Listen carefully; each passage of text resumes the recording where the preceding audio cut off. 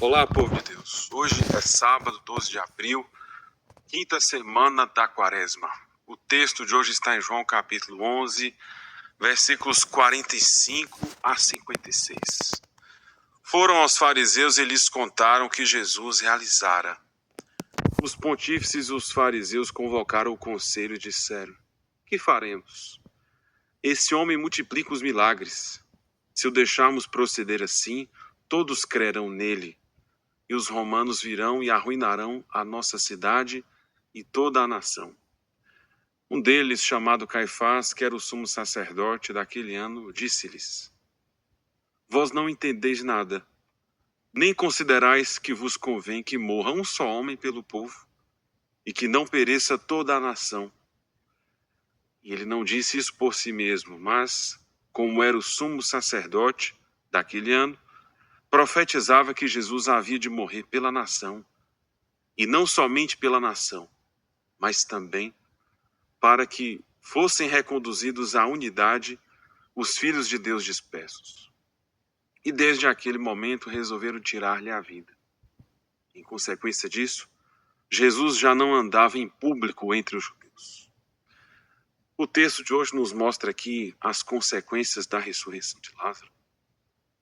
Elas servirão como uma espécie de motivação para agir contra Jesus. E aqui, um outro tema. Ontem nós meditávamos sobre Jesus, que é condenado por se fazer Deus, que apresentou-se, sua vida, testemunho, palavras e ações como Deus encarnado. Isso foi incompreendido pelos judeus do seu tempo. Aqui o tema do templo. Jesus como o templo do Pai, o templo de Deus. A crítica que Jesus faz ao templo é que ele foi totalmente devastado do ponto de vista espiritual.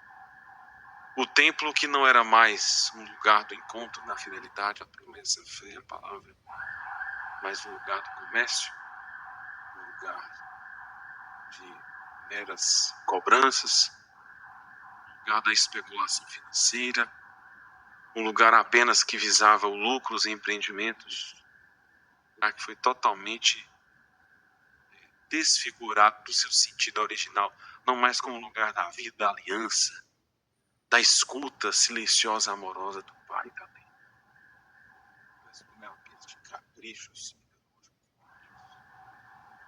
Então Jesus aqui agora ele vai ser também morto, porque provoca a estrutura do templo, porque conclui afirmando ser agora este templo de Deus, lugar na morada do abrigo de toda a humanidade. Então a morte de Jesus aqui agora ela vai adquirir também um outro sentido, que é o sentido político. Jesus, de certa forma, vai ser o responsável também de reconduzir a fé de Israel em torno de si. Então a morte de Jesus também tem um sentido político. Jesus também foi um prisioneiro.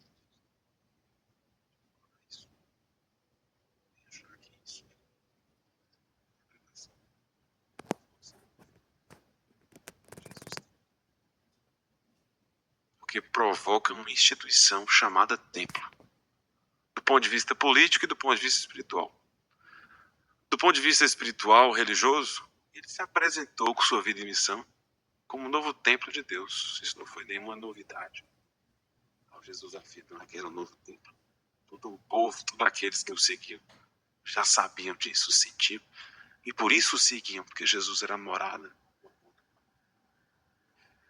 E depois, essa provocação do sentido do templo, agora ela vai ganhar essa força. Jesus é o profeta, Jesus é o templo do Pai, Jesus é o rosto humano de Deus. Jesus é. Por isso a incompreensão, a perseguição e o martírio. Provocou a estrutura religiosa. Então isso nos faz perguntar também qual o sentido dos templos de hoje. Qual a função deles? São lugares de encontro? São lugares da promessa? São lugares da fidelidade? São lugares da conexão consagrada? Nós valorizamos o templo como lugar da expressão desse amor. Meramente tributário, ou um lugar apenas de uma visitação obrigatória. Então, é um sacramento especial. E Jesus nos mostra o verdadeiro sentido do templo. Ele agora é o sentido do templo cristão. Ele é o templo do Pai. E o templo físico com expressão e tamanho. O verdadeiro templo de Deus. Que é o Senhor Jesus Cristo. O ministério de Jesus também nos ensina que frequentar o templo é sempre não esquecer da sua razão e do seu sentido de ser. Se for preciso, provocar aqueles que o frequentam para que não se esqueçam disso e não desvirtuem o seu sentido espiritual, religioso e missionário. Se você gostou, escreva aí nos comentários, deixa aí sua curtida, seu joinha, compartilhe com quem você gosta. Tem um dia cheio do amor.